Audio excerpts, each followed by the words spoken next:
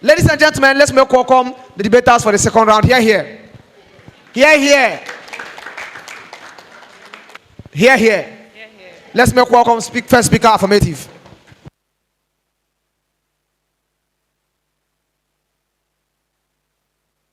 Good day, ladies and gentlemen. I'm the first speaker from the affirmative side. I will actually establish the vis-a-vis between the motion of the topic today, which says that the federal government should militarize the North Central. I will just oppose the vis-a-vis. Firstly, what is the federal government? The federal government is the terrestrial level of the government institution.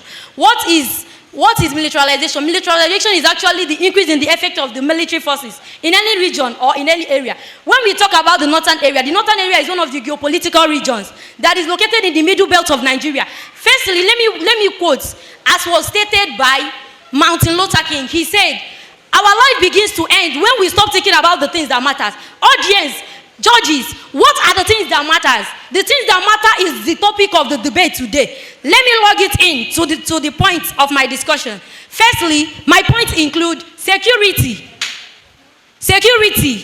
terrestrial integrity, and political dynamics. Security.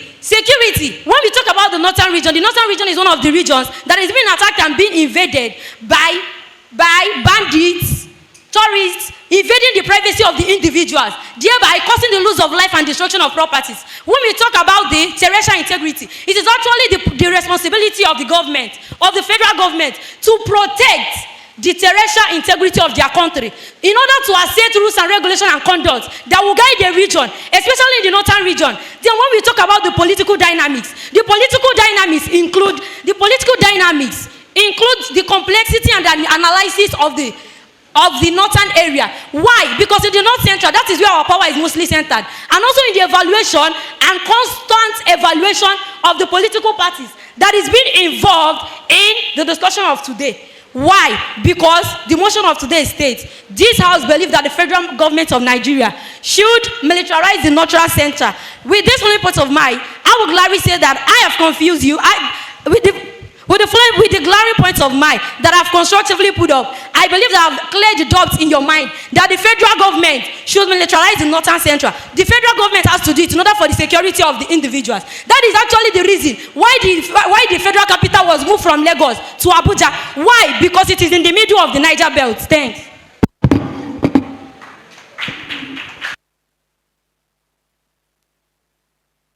All right. Thank you, first speaker affirmative, for that outing. Opposition for their case, team case. Here, here.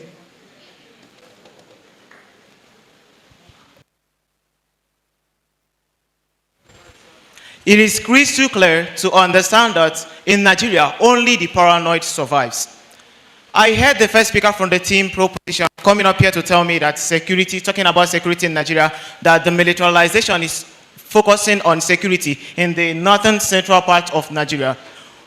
It seems you didn't understand the topic at first, because according to the topic, the federal government should militarize the northern central part of Nigeria because of their outrageous violence in the nation. Standing before you is Master Okoma Ikelelu, the first speaker from the team opposition, here this day to oppose the motion, which states and above that this House believes that the federal government should militarize the northern central parts of Nigeria. Before you talk about militarizing in a region, in a country, you should talk about the reasons why these measures are to be set up by the federal government. Now, it is noticeable that in the northern central part of Nigeria, that they are having climatic factors. They are having problems in their region. Their land are very, very arid. Yes, they have a very vast land, but their land is very, very arid. Now, their land is arid. What has the government done to settle their problem? Is it to militarize them? Is it to set up standards that will put the citizens there in a fearful stage? Is it for them to live in fear? Instead of the federal government to be talking about how to improve their agricultural system so that people there can survive, you are telling me that they should militarize them. Now, what will become of their life if they don't gain what they are actually here to gain? Most people there, they don't feed. Yes, they don't feed. What has the government done towards that? Nothing. But you want to tell me that you have the strength to call soldiers that will stay there and ensure that there is no violence. Why not utilize that strength to call on intellectuals who will help sort out their problems of facing climatic factors? May I get your point of information? Well, I think that my opponent does not understand the motion for this debate. That is why he will come and stand there and tell us that the government should not militarize the north. That is why he will say that the government should not militarize the northern central. Why? Because there is increase in human rights violation. There is increase in economic consequences. There is increase in lot of crime. That is the reason why the federal government has to militarize the northern central. And that is why I say that you didn't understand it at the first place. Before you talk about militarizing a region of people, you should talk about the present needs of that people. This federal government don't look at the roots, the origins of this problem. They only talk about, yes, we'll militarize these people. Now, do you talk about the things that made them, what motivated them to be generating violence in the nation? No, thank you. Now, you talk about citizens not being comfortable in their region. They don't have food to eat. They don't have the plants that we have, just like in southeastern part of Nigeria. Yes, we have vegetative land. We have a good place. Now, talk about the people in the northern region of Nigeria. Talk about the northern central people. People in Benue State, people in Plateau State, people in Nasarawa State. How do they feel? You only stay here to tell me that they should be militarized. Now, do you talk about how they will feel, how they will psychologically feel if they are militarized and their rights are limited? How will you feel as a human being that your pressing needs are not sorted out? Instead of those pressing needs to be settled, you see the federal government looking forward to caging you in your own region. It is crystal clear that nobody would be happy to see himself suffering, and you see people still bleeding on. Listen, I rest my case. Yeah, here.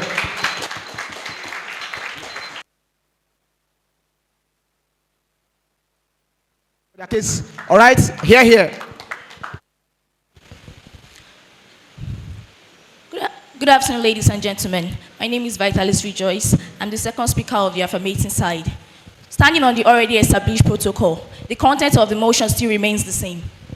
In order to keep the board moving, these are my points. Firstly, we have deterrence and support of law enforcement. When we speak about deterrence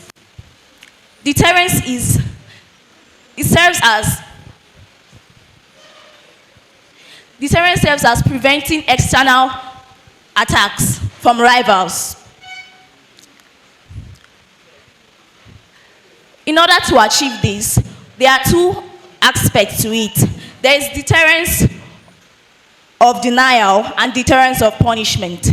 When we speak of deterrence of denial, this is preventing rivals from achieving their aims in order to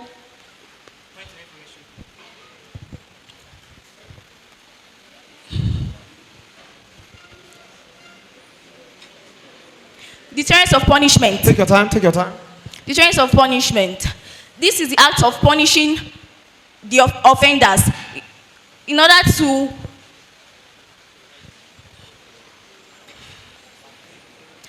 prevent citizens from committing the same offense. Support of law enforcement. Support of law enforcement. Militarization would implement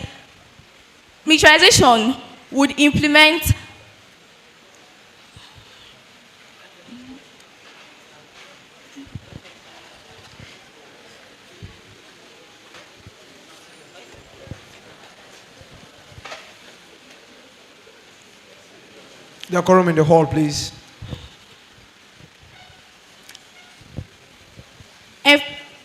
Support of law enforcement. When we speak of military, this has to do with dictatorship. And when there is dictatorship, it helps to address underlying issues that is affecting the country and creating violence.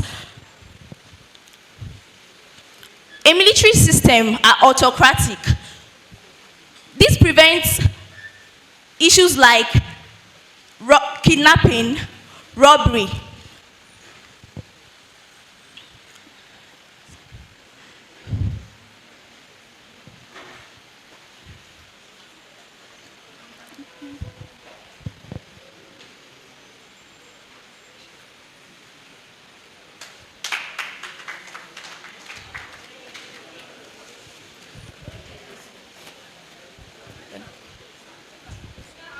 Thank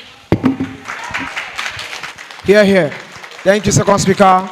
Opposition for that out. Sorry, I beg your pardon. Second speaker, opposition for their team case. Here, here.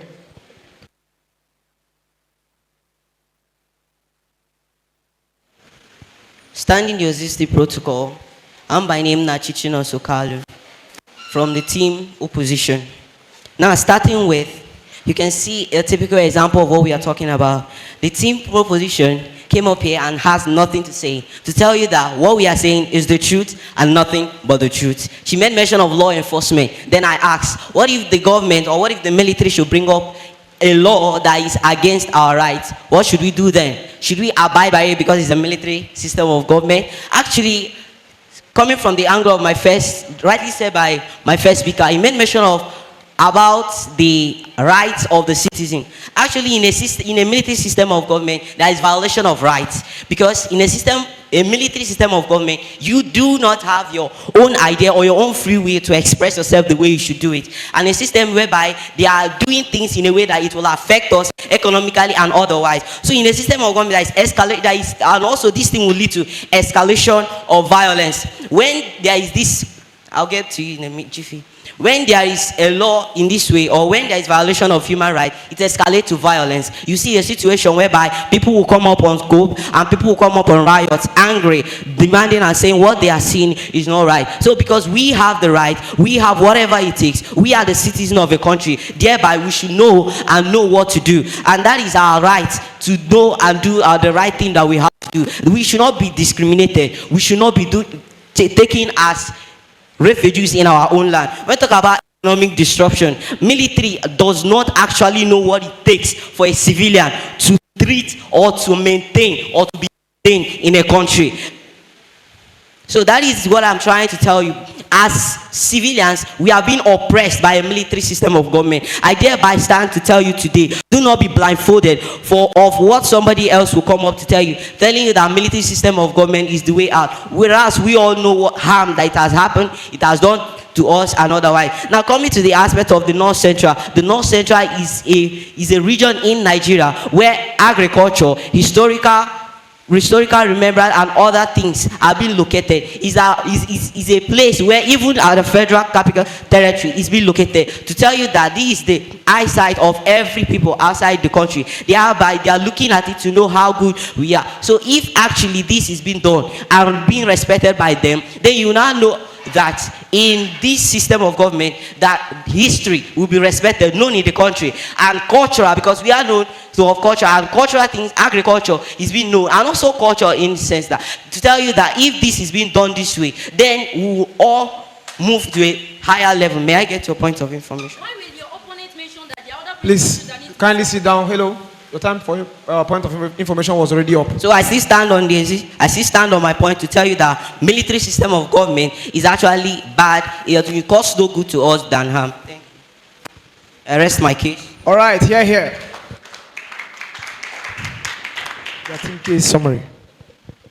You have 1 minute. Once again, I thank you for the opportunity given me to come and summarize this. Well, I summarize this with the following points of mine, which I wish I glared up to tell you that the federal government of Nigeria should militarize the North Central, which includes security, terrestrial integrity, and political dynamics. Well, my opponent came up here and started telling us that why will the government militarize the North Central? What is the essence of the individuals putting up structures such as properties and their lives without the militaries and officers to protect them? It is of no essence. You discover that you lodge in a hotel and wake up in the morning without knowing that the person you are lying down with is already shot dead. Why? Because there is no security on guard. So the government has to do it in order to protect both the economies, both the history, both the international relationship that is being established through showing the cohesion that exists between the security studies that monitors the roles of the security powers. Time is up. Thank you. Here. First speaker, affirmative.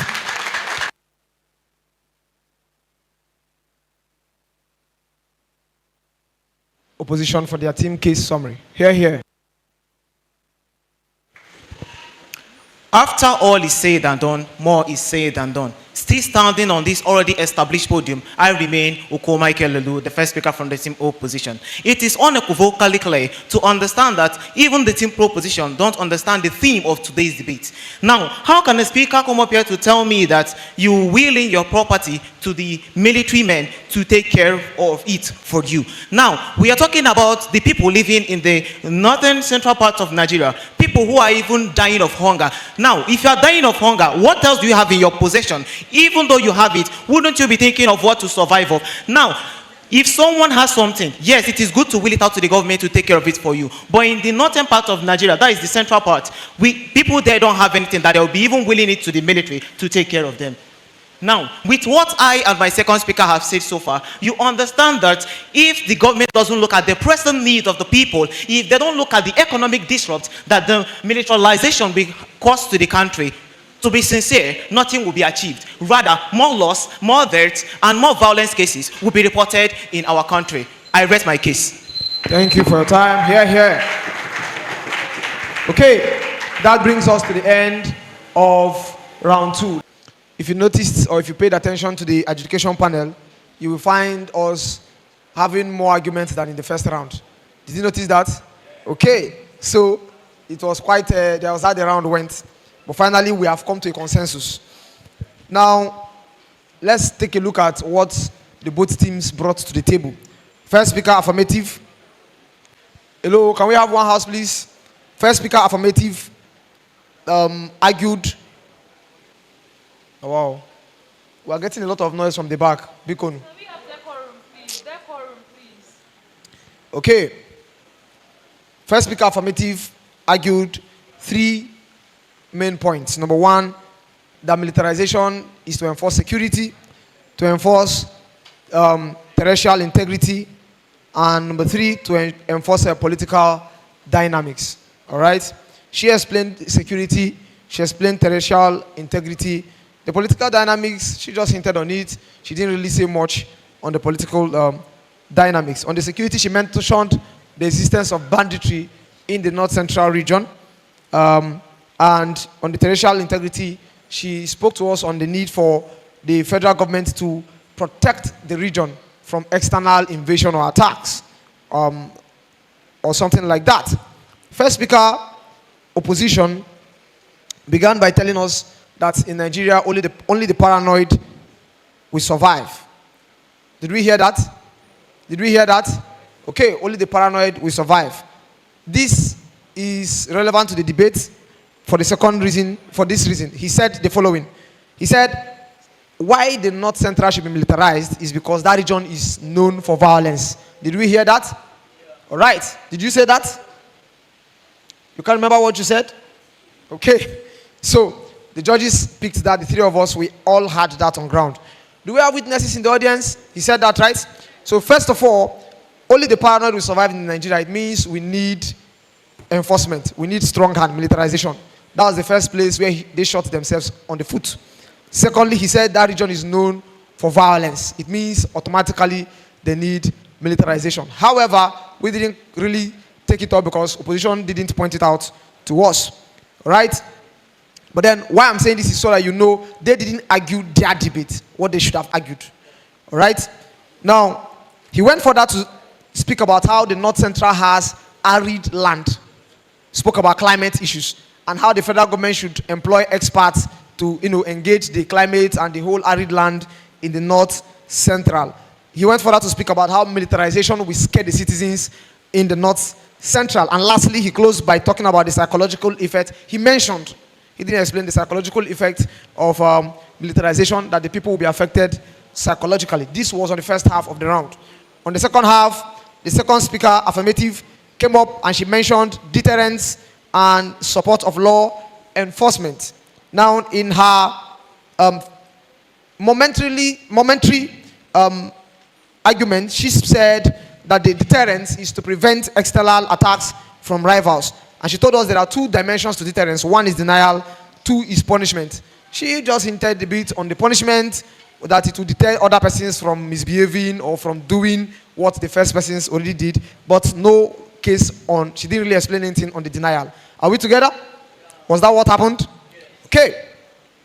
She went further to say the military system, I'm quoting this verbatim, the military system is autocratic, which prevents issues like robbery and kidnapping.